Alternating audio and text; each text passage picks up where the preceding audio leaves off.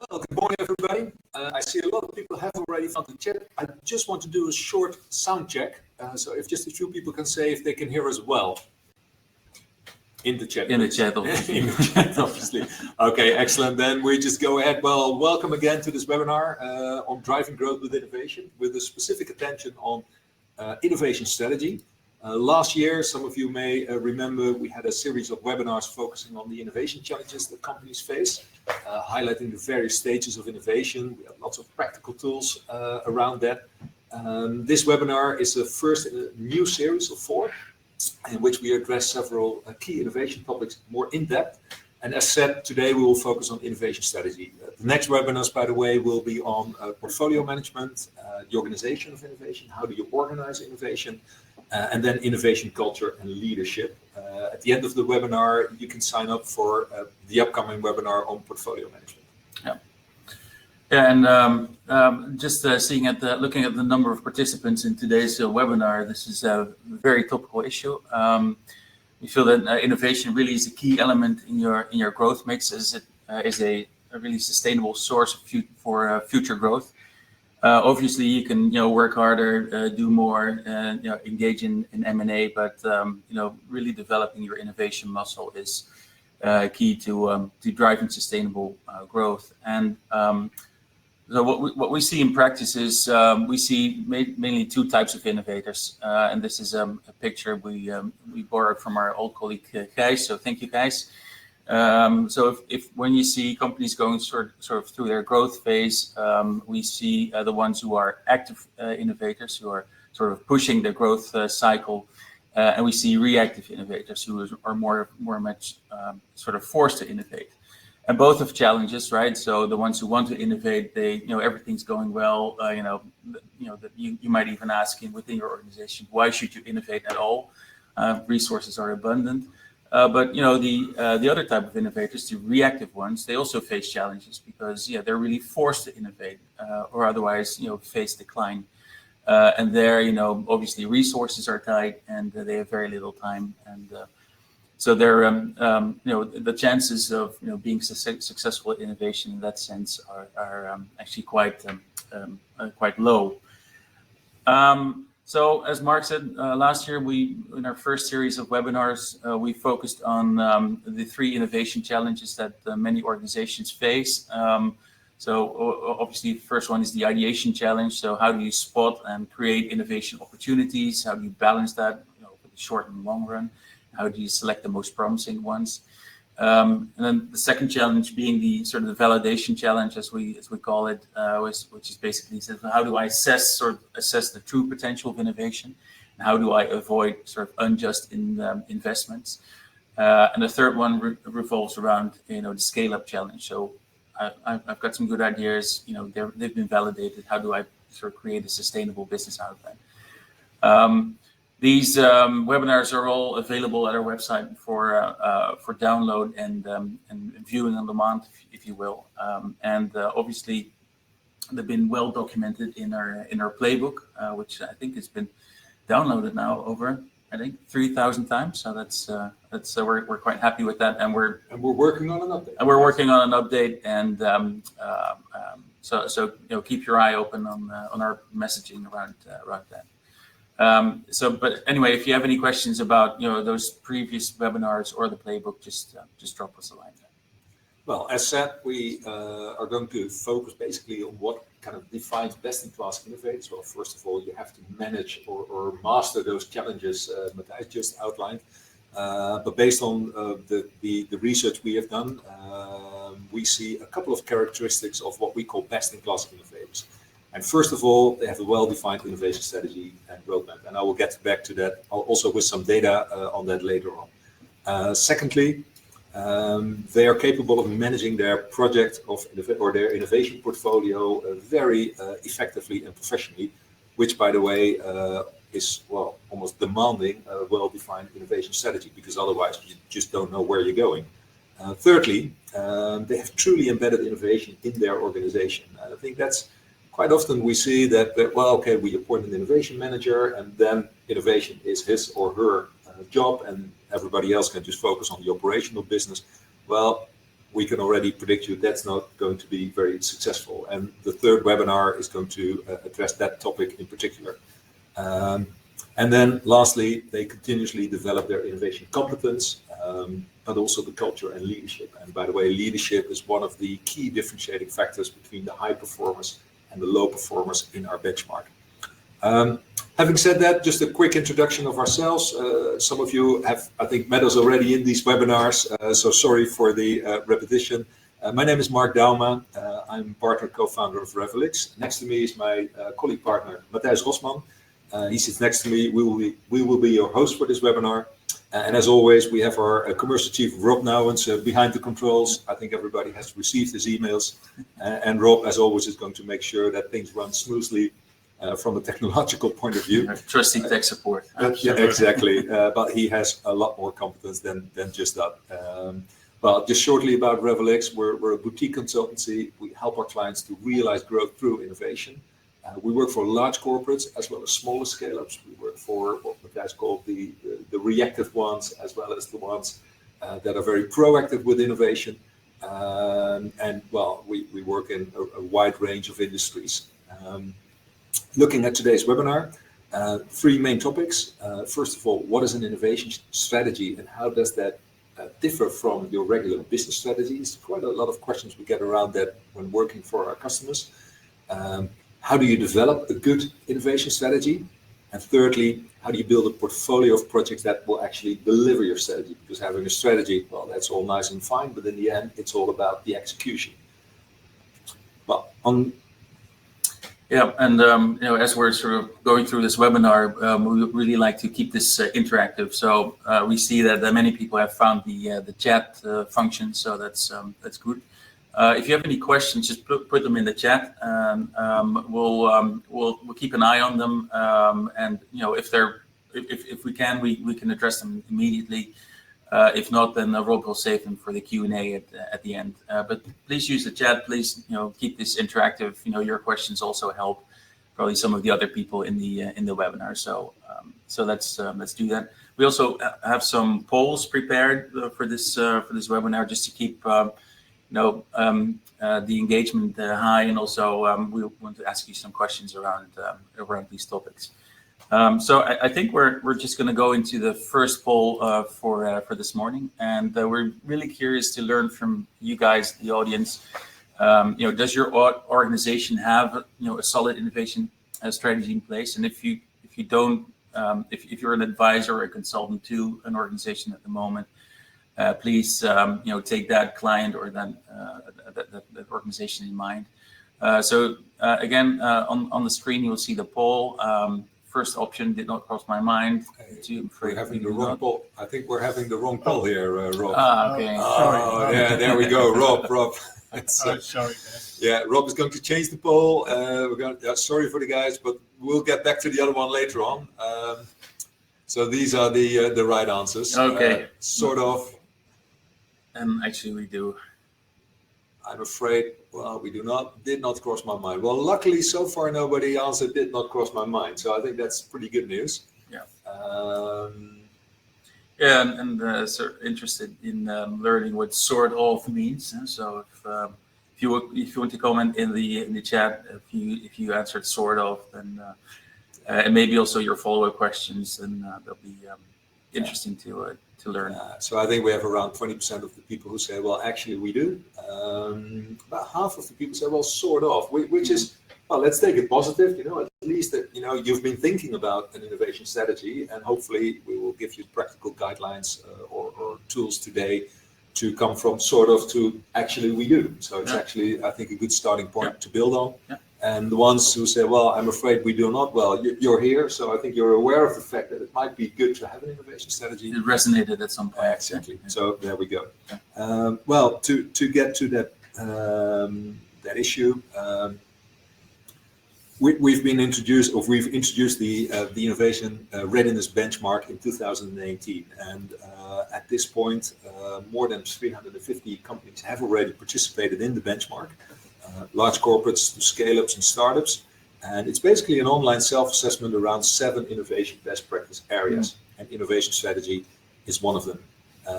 We use the tool, by the way, a lot to gain insight in what are the key development areas for innovation. And when we look at the data, and with 350 companies, it kind of becomes interesting because we're now looking at a data set that's quite, I would say, relevant in general. We conclude that there is still work to be done. 48% of the companies say, well, actually, we do not have a clear understanding of the future innovations that can disrupt our industry. And by the way, 65% of the companies say, well, actually, there is a quite likely chance that my industry will be disrupted. But half of the companies say, well, we do not invest sufficiently in strategic or innovation projects with a long-term horizon. Typically something we see a lot, by the way, when there is a lot of operational focus and there are a lot of incremental innovation projects, but truly horizon 2 and 3 projects, they often, do not start or are too ambitious to be included in next year's budget, because I think that's always the sort of the killer for a lot of innovation, isn't it? And 65% says, well, we actually do not have a well-defined innovation strategy, which I think links pretty well with the poll we just had about a minute ago. Now, you could say, why bother? I'm quite honest, we're innovation strategy consultants. So of course we say having an innovation strategy is important. You should be bothered. You should be bothered. But you could say, well, in Dutch we have the famous commercial of the wc eend. Wij van wc eend, wij adviseren wc eend. The data on that point really doesn't lie. So why bother? Well, if we look at the low performers in our innovation readiness benchmark, and those are companies who rate quite low on 5 criteria for innovation performance, 80%, only 18% of them has a well-defined innovation strategy. If we look at the average performance, it goes up to 48%. If we look at with average. Yeah, exactly. Well, if we look at the high performance in our data set, 72% says, well, we actually have a well-defined innovation strategy. So I would say the data doesn't lie, and yes, you should be bothered with having a good innovation strategy. Yeah, and you mentioned actually quite a few of these things already, but for organizations who don't have a strategic or an innovation strategy, we see quite a few sort of similar things in practice which hold them back. And one is short-term thinking. You just mentioned. Yeah, I just mentioned it. Yeah, you just mentioned it. Does it fit the this year's budget? We see a lot of organizations who just don't prioritize innovation just because of short-term thinking. I think the other one, and it also relates back to the data that you just showed about, having sort of a vision about what disrupts your industry, is just having a lack of that vision, right? So if half of the companies don't actually have a clear view of what will or can disrupt them, that prevents them from having a really good innovation strategy. The other one is what we call tunnel vision. So we're just you're having a vision, but it's not the right vision. Yeah, you're just too fixated on what you are sort of convinced that your future will look like. So the common notion is that, well, we know how to fix this and we know how to address it, so we don't need an innovation strategy. That's a third one. And the fourth one is really revolves around having an operational focus or being too operationally focused, which is basically means that you're just busy to keep the lights on and don't focus on the long term. And the fifth one, which is, I think it is really an issue, which we'll also dive into in one of the later webinars in this session or in this period, is the lack of ownership. Even if innovation is decentralized, somebody should own innovation or somebody should drive it. If you don't have any clear ownership, then execution will be left to chance. And maybe to pick up one of the questions in the chat, Matthijs, sorry to interrupt you. Tikor, I hope I pronounced your name correctly, says, could the data also be interpreted the other way around, meaning that top performance have more means to spend on defining an innovation strategy? And I think, well, yes, that could be true, but I think it's also maybe not true that developing an innovation strategy requires a lot of means. And I hope by the end of this webinar, you will have seen that it's actually not rocket science. Yeah, it's basically sitting down, doing it in a very pragmatic way. And I would argue that any company can come up with an innovation strategy, even though if they haven't have a lot of means to spend on that. Yeah, Yeah, and it's quite interesting. And also, sort of, we can go back to the first slide about reactive and active innovators. And it's also, even if you're doing well, it's still what we see. There's a struggle to keep sort of the innovation or the innovative vibe going within organizations. So just to turn it back to you again with another poll, is we'd like to know, and Rob, this is poll number 2. Thank you. Sorry. Anyway, so really curious to learn from you guys. So what barriers do you encounter in your organization when it comes to sort of your innovation strategy? So first one being short-term strategy. Is it lack of vision, operational focus? Is there a lack of ownership, tunnel vision? What do you see in your organizations? Luckily, not a lot of tunnel vision. Actually, no tunnel vision. But the operational focus stands out, Matthijs. I think that's the. And it's quite interesting. It could also, and maybe you can also comment on that in the chat. Has it changed in the last sort of 18 months to 2 years with COVID?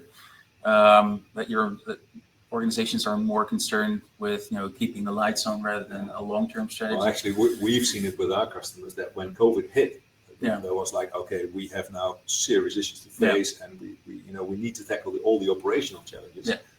But it was, I think, after a couple of months that a lot of companies realized, well, actually, we're doing not that bad, and we need to sort of start investing in innovation again. Yeah, starting to bounce back. Yeah, exactly. So thanks for that insight, guys. So if we then just move into what do we actually mean with innovation strategy? We just want to talk about that concept a little bit. But before we do that, it's probably also interesting within the context of your organization to think about what innovation actually means to your organization. And what we see quite often is that the concept of innovation within our organization is not well defined. And we see this when we start discussing the outcomes of the Innovation Readiness Benchmark, which we do for an in-company version as well, is that people really have a sort of a different notion of what innovation means to them and to their organization. So it makes sense to have sort of a common definition to start with. And basically, we have a very simple definition. It's either you engage in activities which are new to the business or new to the market, or a combination of both. But you really have to think about what organization means in the context of your organization. And then if we move on to sort of innovation strategy, it really, to us, innovation strategy really revolves around what the contribution of innovation to your sort of long-term relevance and success of your organization, both from a what perspective, but also from a how perspective. It should reflect the disruptive trends in your industry. So what should we be concerned about when we think about the future? But also should support the strategic ambition of the organization. And when in the introduction we talked about the importance of innovation is sort of filling a growth gap within for your organization, and that we should really talk about the strategic aspects as well. Yeah, and then the other question is, of course, what defines a good innovation strategy? Yeah. And here are a couple of sort of characteristics, if you like. Well, first of all, it should really focus on future disruptions instead of only on short-term trends. Another key thing is that you ensure that you have a broad focus on innovation of your entire business model. We're now working with a high-tech tooling manufacturer. They're introducing connected products. And a lot of research money, R&D money, has already been spent in, adding sensoring to the equipment, adding connectivity tools, and they're now at a point where they say, well, actually, we do not have a clue about where is this going to develop our business model, and what kind of service models can we build around that. And so it's almost like, well, we have a solution and we're looking for a problem. Instead of the other way around, we have a problem and we try to find a solution. So make sure you really focus on the broader business model and not just on products and features. I think the innovation strategy should also be defined in such a way that you can communicate to the broader organization the importance of innovation. It should guide the ideation process. we see quite often, and that I think also links to portfolio management, by the way. Quite often we see companies who do not have a well-defined innovation focus, and as a consequence, there are a lot of projects popping up where everybody thinks, oh yes, this is interesting, let's go and do that. And in the end, you end up with a portfolio that eats up lots of resources. Resources then get spread thin, and nothing really happens. And you're ending up with the wrong innovations in the end. So that's the last point. It also helps you to manage your innovation project portfolio effectively. More about that in the next webinar. Yeah, and I'm just with them sort of looking at the chat, and when we just introduced the poll on the barriers to strategic innovation, I think some people are actually confirming that COVID is putting focus on operational activity, which obviously is logical. But at the same time, we see that successful innovators obviously invest in innovation even in the downturn. So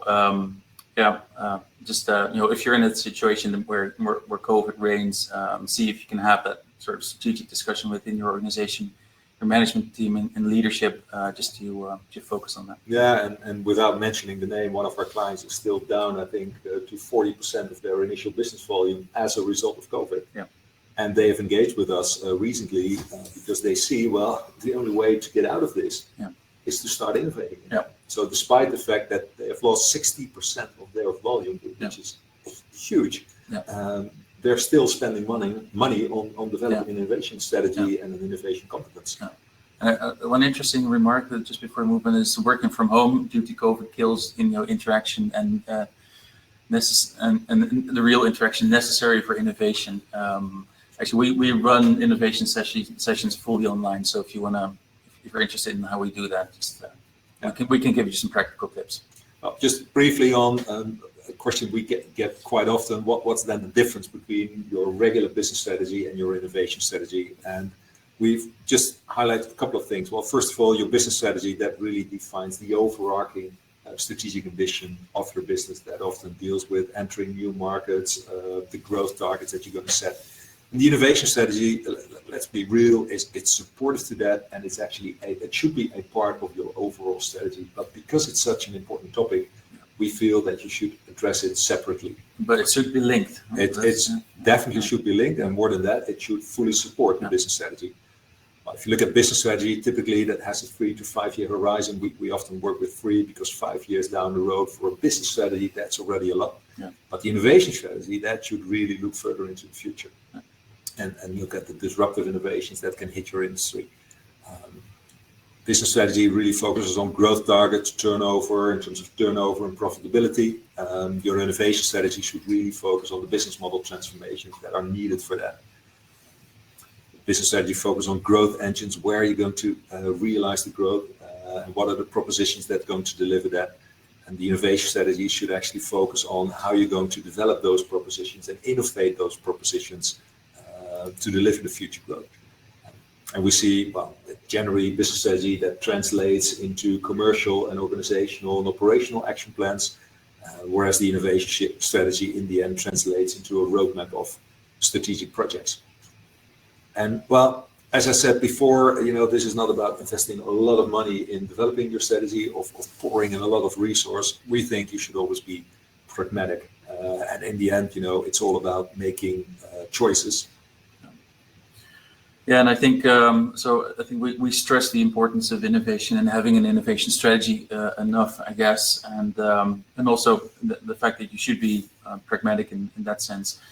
And within these webinars, we always sort of strive to give you some practical tools, also to start building your own innovation strategy. And to that end, we developed what we call the innovation strategy canvas, and it's sort of has a relationship with our what's highly appreciated growth strategy canvas, which we discussed in one of our previous webinars. But really, this is a sort of a specific canvas for developing your own innovation strategy, and it covers all of sort of the key building blocks that you need to address, and which we'll also discuss in the. And also to summarize it on one single page. Exactly, because that's also about being able to communicate that vision and being pragmatic in that sense. Rob will make the innovation strategy canvas available for download. So if you somewhere on the screen you will see a download button. So there you can download it. Obviously, it's also available from our on our website. So if you follow the Growth Warehouse on our website, you'll find it there. So what does this canvas actually cover? So actually we build it up in 3 parts. The first part on the left side of the canvas we call sort of the external and the internal context. The external perspective really sort of revolves around disruptive trends and evolving customer needs, and we'll dive into that a little bit later on. And the other one in the bottom left corner is about your innovation readiness. And this is something that you can assess using our innovation readiness benchmark, for example. So and the second part, which is the middle part of the canvas, talks about your ambition level and focus as an organization. And some innovation consultants, they call this your innovation thesis or North Star or BHAG. So all of those terms apply, but it really talks about what are your ambitions and what are the themes that sort of are the logical result of that.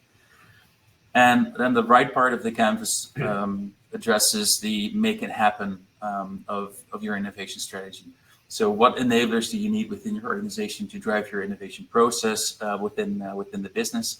And the other one, obviously, is your innovation roadmap per innovation theme. So what are the actual projects or innovative strategic innovation projects that you need to run to make sure that your sort of business stays viable over the long run? So you use that canvas, and if you have any questions or issues, let us know. But also we're curious to learn, if you see any additions or changes. Yeah, and we're going to dive into a bit more detail. This was kind of the high level overview. High level, yeah. So let's have, I think, a first look at what was on the left-hand side. That's understanding the forces of disruption.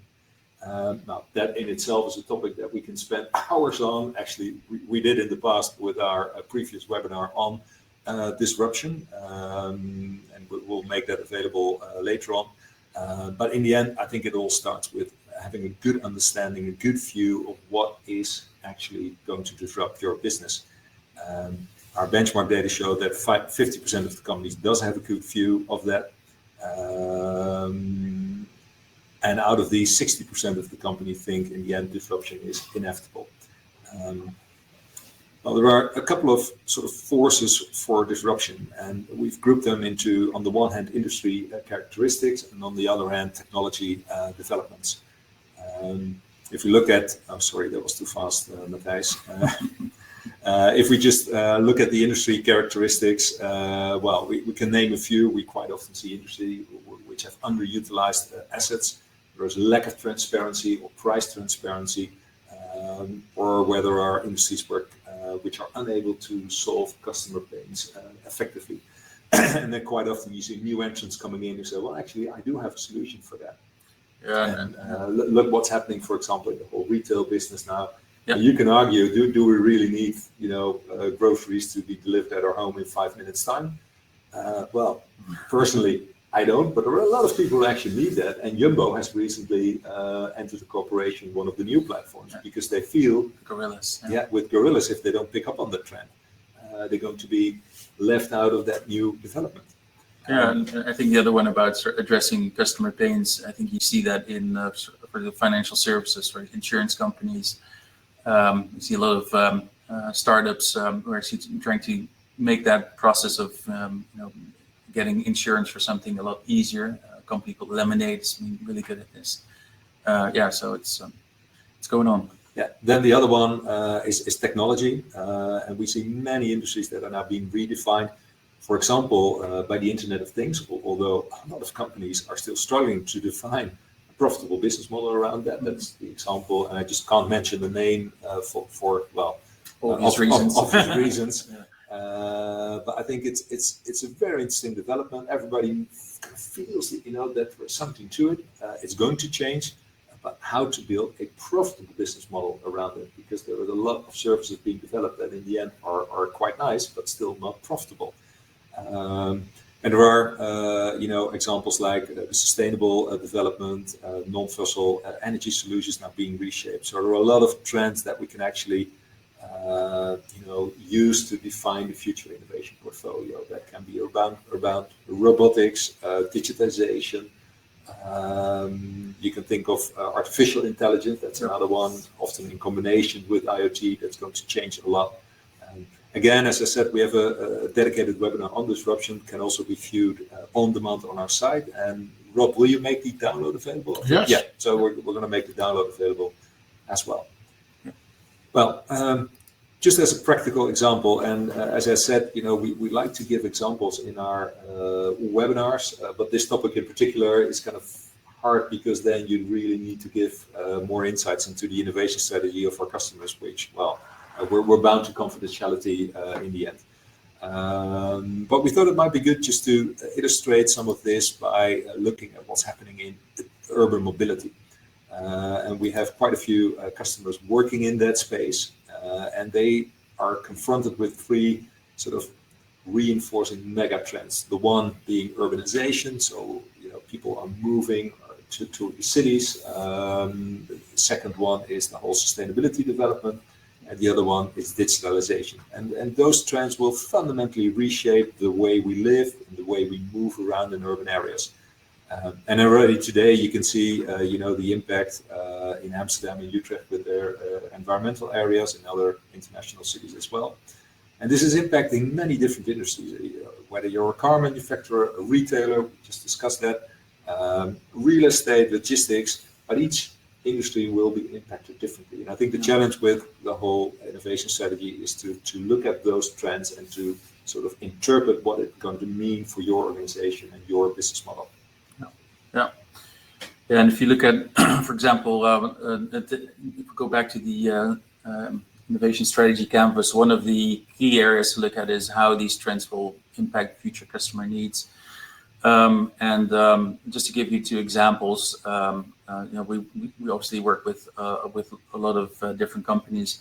But one is sort of I think the well-known Dutch bicycle manufacturer. Recently acquired. Yeah, which is no longer Dutch. It is sold to an American venture capitalist or actually private equity firm. But anyway, when we work with Excel around and we took that sort of mobile urbanization type of trend into our strategy work, we very quickly saw that Excel was in need of sort of a bike sharing model, which didn't exist because the customer needs really revolved around the need for mobility, not owning a bike, but having access to a bike as a mode of transport is really something that's sort of part of a broader mobility solution that they needed.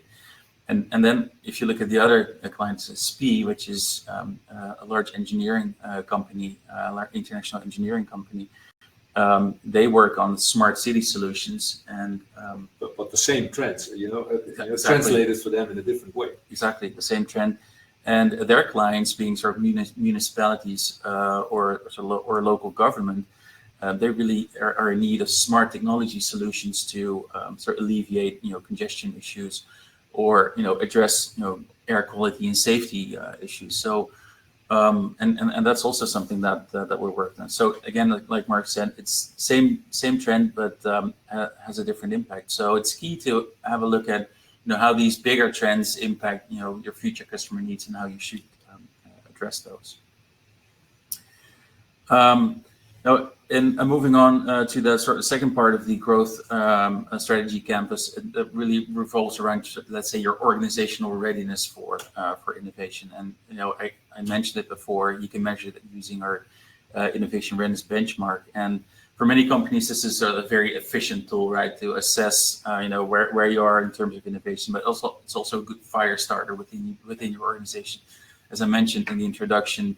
To really define what innovation means to your organization and how you can use it to your benefit in your growth strategy. And it gives you insight in sort of the key areas where you have to develop your organization. We do this typically with organizations, management teams, 5 to 10 people, just to start that discussion on innovation, but can easily be scaled up to sort of include all innovation professionals. That's really going to define the enablers that you need to develop. So we're now looking at the left, the bottom left part of the canvas, and on the top right we have the enablers. Yeah. And this is really going to feed into those enablers. We're speaking to your visual ability. Exactly. Yeah.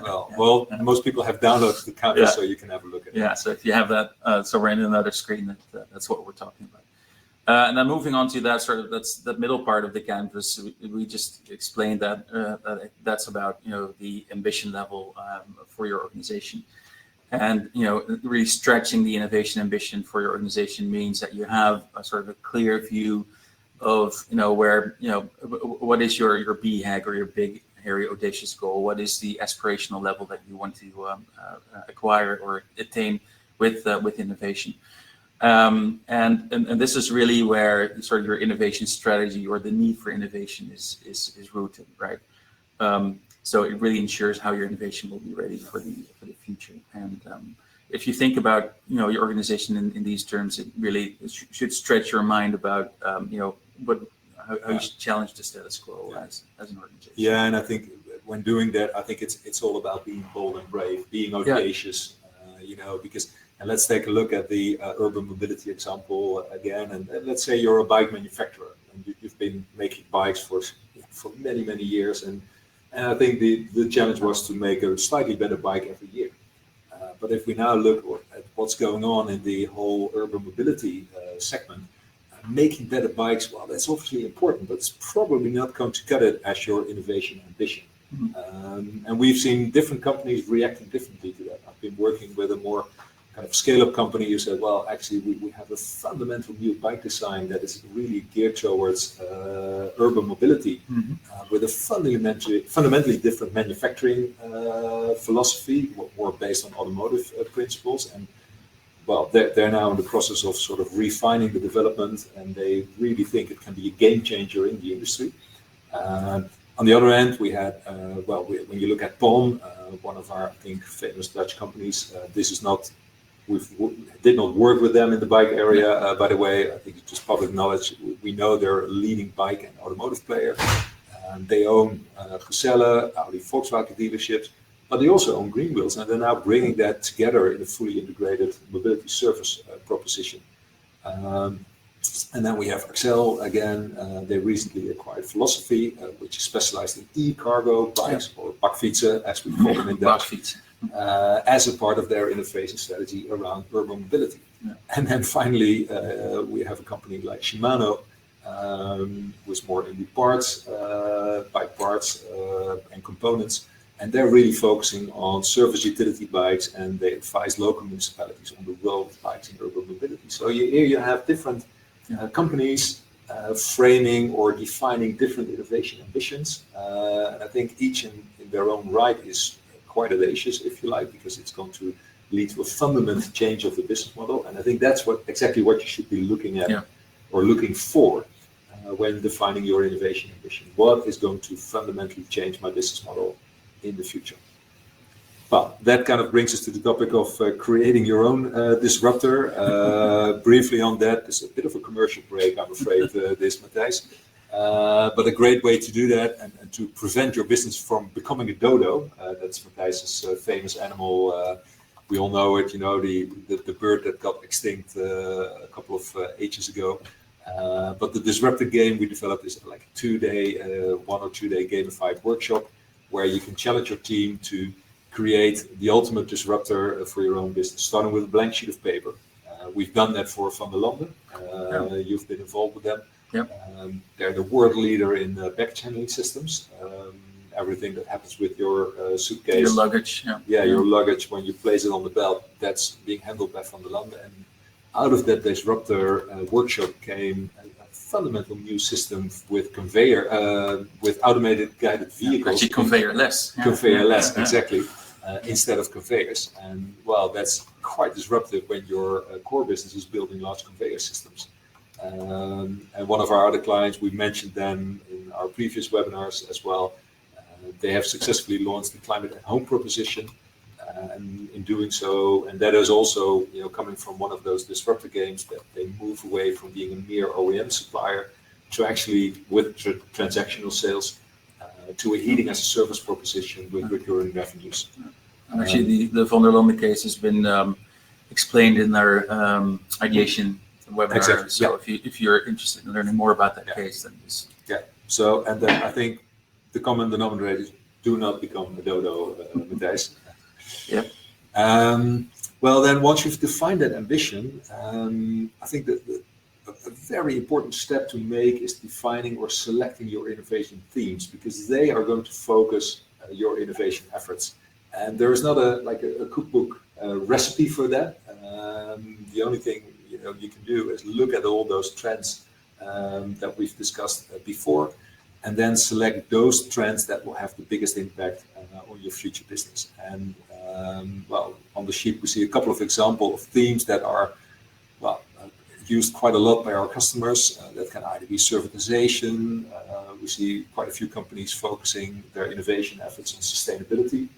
Also, depending on the kind of business you're in, if you're, for example, heavily fuel-based or delivering products that are heavily fossil fuel-based, then well, sustainability is obviously quite critical. Also for BDR Thermia, for example, which has now started a big effort on developing hydrogen solutions.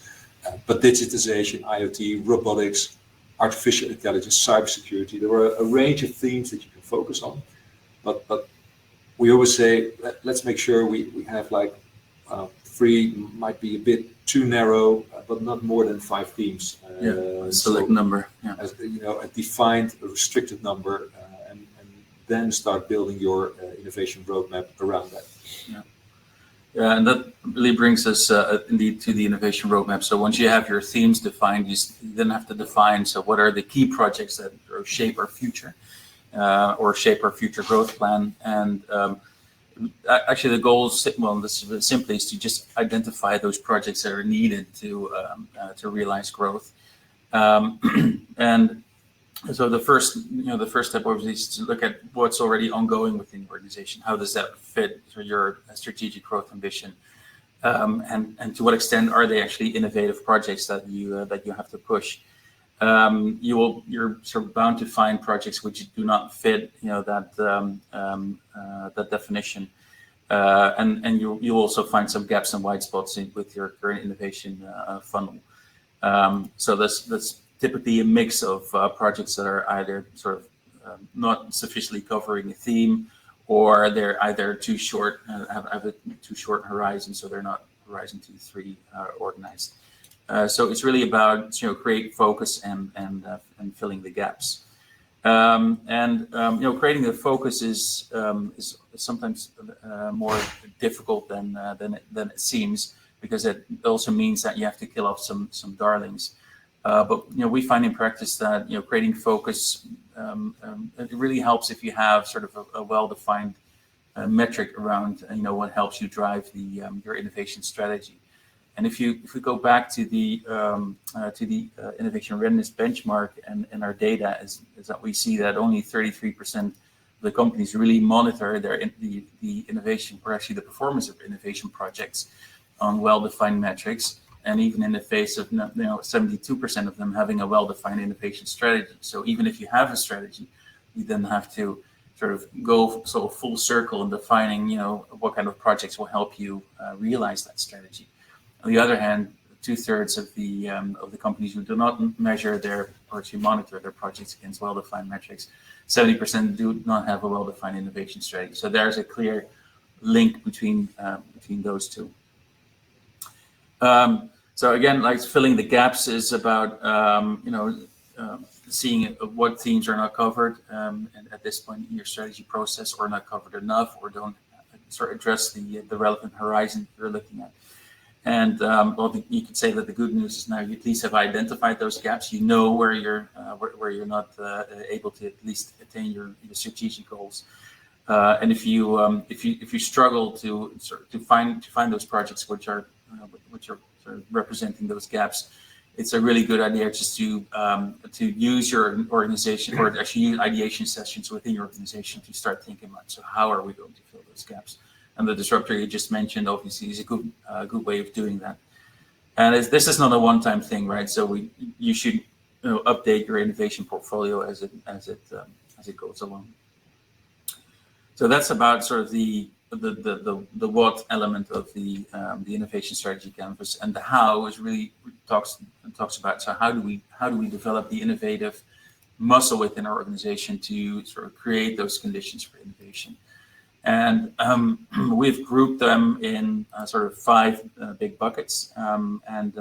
Hopefully the first one is the organization of innovation, or how do you innovate them.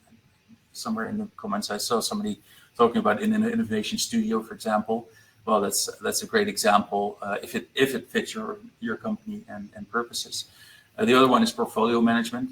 So what are the strategic projects? How are they defined and measured? And how do we keep them up to date? The third one is, Mark already talked about that as being a sort of defining factor, is leadership and culture. So to what extent is innovation a part of your leadership and culture? Then it's obviously innovation competences and the innovation process. And so those are more of the how components of your innovation strategy. And I think in the canvas, what we're typically looking for is what are the initiatives or the actions that you're going to take to develop those areas. So on the one hand, you can have, big discussions on what is the conceptual part of it, but in the end, it needs to be actionable. So what are we going to change? What are we going to do? So talk about organization of innovation. One of my customers currently is looking at, we have a well-established a central innovation department, but it's not yet linked into the opcos and or the operating companies. And we're now looking at sort of establishing what we call innovation partners within each opco. Well, that's a very tangible action. We're going to appoint people who are going to take the lead in innovation within each opco, and together we're going to build an innovation community. And that's something that you can sort of define and execute. That's what we should be looking for at the enabler side. I just also wanted to point out that there's no sort of cookie cutter model around this, developing of enablers, because every organization is different. You're in a different organizational development. Resources might be different. So this really requires you to take a hard look at your IRB results and how you're going to what you should develop. And obviously, we're keen to learn from you guys. If you look at these enablers, what is the least developed one? And this one, I think we had a primer already. Yeah. Some of you have already. Some people have already answered this question. Can we actually start it again, Rob? They should move to the polls tab. It's already there. Okay. It's already there. So if you move to the polls tab, then you can answer this question. So within your organization, or for the organization you work for at the moment, what enabler is least developed? And so just pick one of the 5. They found it again, Rob. It's working. Okay, good. And maybe while people are answering the poll, our agenda for webinars in the sort of next couple of weeks also revolve around these 5 enabler themes, right? We have an interesting outcome, by the way, Matthijs. I think it's almost like equally split, like 20% for each one of them, which means we kind of selected them well, didn't we? Because they're all relevant. They're all relevant. But and I think the interesting thing to look at, depending on where your answer is what are you then going to do about that? So if leadership and culture is the least developed or is least developed, what can we do to actually make a change in that? And if it's about portfolio management, that's probably, by the way, easier than leadership and culture. I think those are the hardest. The soft factors are always the hardest to change, isn't it? Yes. But I think on each of those areas, we will come up with practical guidelines in our next webinars on how to do that. So you can actually sign up for them. Exactly. Well, to sort of bring that all together then, and as we said, we covered off each of the elements of the innovation strategy canvas. And what I always found quite interesting is to see if we then can fit it on one page. And it's often we will end up with longer presentations because there is a lot of content behind it, and you cannot sort of summarize your whole innovation organization and your innovation process and the way you're going to manage your portfolio. Those will be sort of backup chapters to this. But in the end, I think it really needs to boil down to one single page that you can communicate effectively to the rest of your organization. So try, once you've defined, when you're in the sort of category, at the beginning, we sort of have a good innovation strategy. You can always sit down and try to write down a first draft of your innovation strategy using this canvas. Which brings us to kind of the last thoughts we want to share, and that's around strategy development with the focus on how do you actually develop that. And as I said, we're always in favor of using a very pragmatic approach, and the way you're going to develop your innovation strategy does have quite an impact on the outcome, but also on the commitment. You can sit with a couple of smart people in a single room and then define it all by yourself. Commitment is not going to be very high, most likely. So we just wanted to share a couple of what we call key success factors based on the work we've done with our clients. And first of all, I think needless to say, it needs to be customer focused. It should not be about solutions finding a problem. It should be about customer problems that are in need for a solution. So it was very good.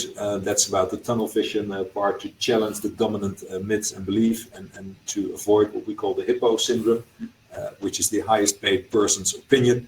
That's the hippo. So really challenge those dominant beliefs, bringing the outside perspective from other industries. Make sure you have interactive, high impact working sessions. A bit challenging these days with COVID, but still, it can be done online, really, involving the right people. That may sound a bit strange, but it's also about combining data and gut feel.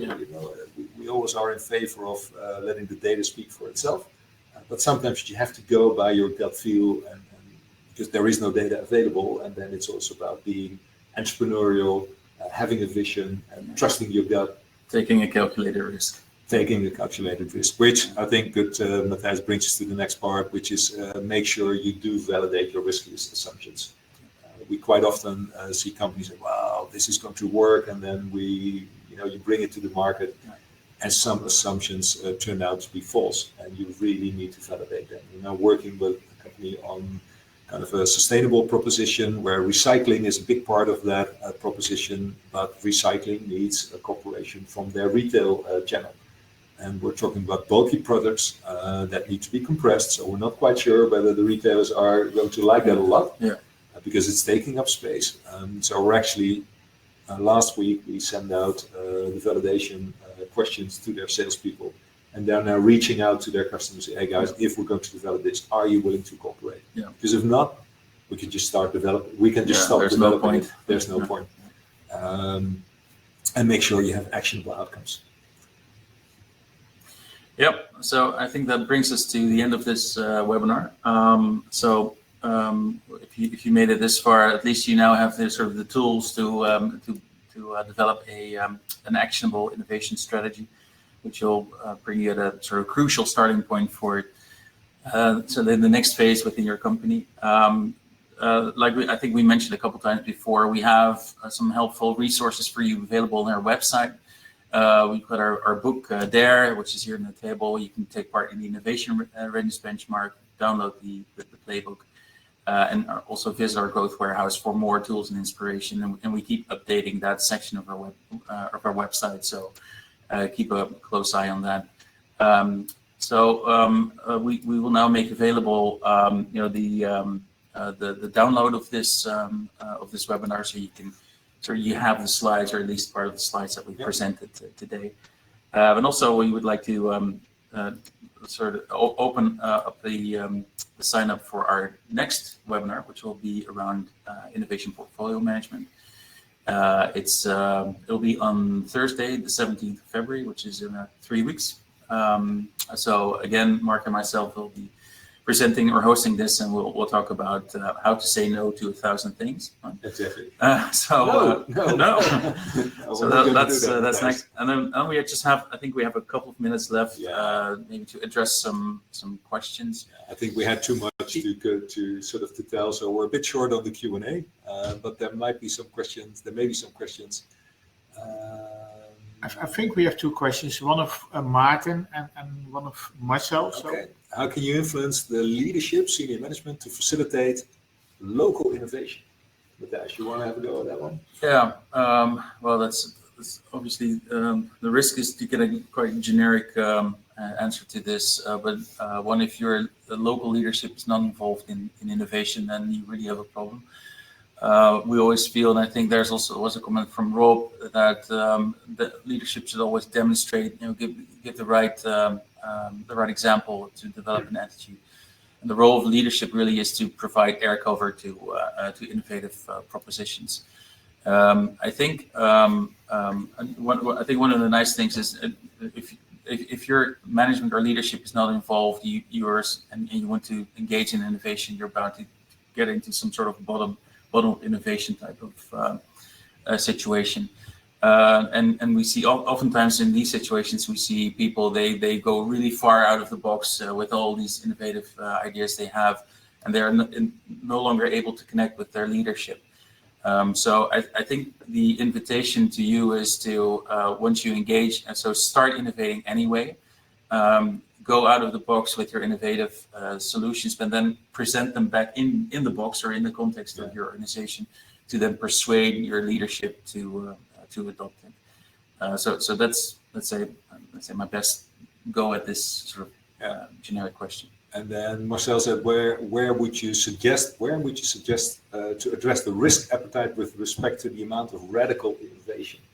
And yeah, I think that's I think in the end, well, first of all, it does depend, of course, on sort of the financial situation you're in.